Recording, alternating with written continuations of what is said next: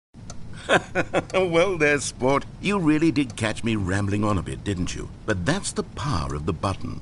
The minute I start to go off on a thoughtless display of self-absorption, it's right at your fingertips to go poof, and it's all over. I can't wait to see what Cookie 9 will say about this, and whether they'll edit the rating of their pressurized gas review, or at least change some of the wording, perhaps. To be honest, I don't even know if one can change their review in the first place. I guess I should become better educated on how exactly pressurized gas works. Perhaps that would have been a smart thing to check on before I went on about this whole exercise of making the skip button.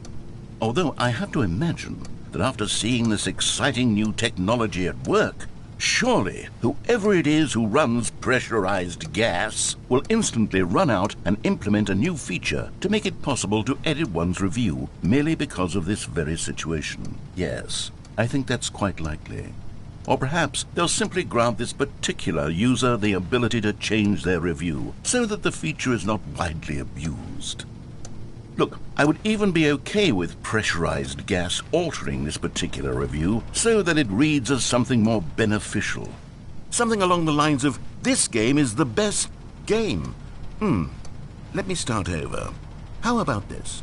From the ashes of depravity rises the phoenix of quality.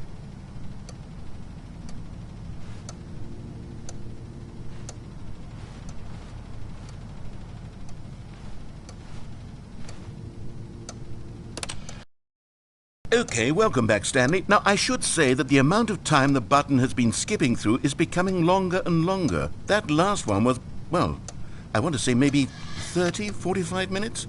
It's not unendurable by any means, but it's, well, there's really only so much I can ramble on to myself about. I know, it's shocking, isn't it? But at any rate, I do suggest that we not press the button again.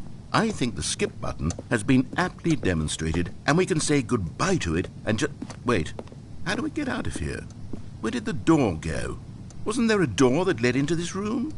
I do feel quite certain that there was one here before. How else would we have gotten into the room in the first place? I don't think one can enter a room without a door of some sort, or a window or something like that. Do you see a window anywhere? A porthole? A sufficiently large crack in the wall? I'll take any of these. All I want is for us to move on and to please step away from the skip button, to go anywhere other than the skip button. There was a door here before, wasn't there? I swear there was. Where did it go? Can you maybe just ram your way through a wall? Is there any possibility that you could, say, slam your body into the wall until enough damage is done for you to be able to leave? Please, I'll take any option at all. I'm asking you to work with me here. We need a door. We need a door of some kind. I can work with any kind of door as long as it can open and lead from one room to another. I'm going to step away for just a moment, and I'm going to try to find us a door. I don't know how exactly to remove a door and place it in a different wall, but I will find a way, I promise. You just need to not do anything. Don't press the skip button. Please, please, please do not press the skip button. Just wait here for me, and don't press the skip button. Got it? Yes, good. I'll be right back.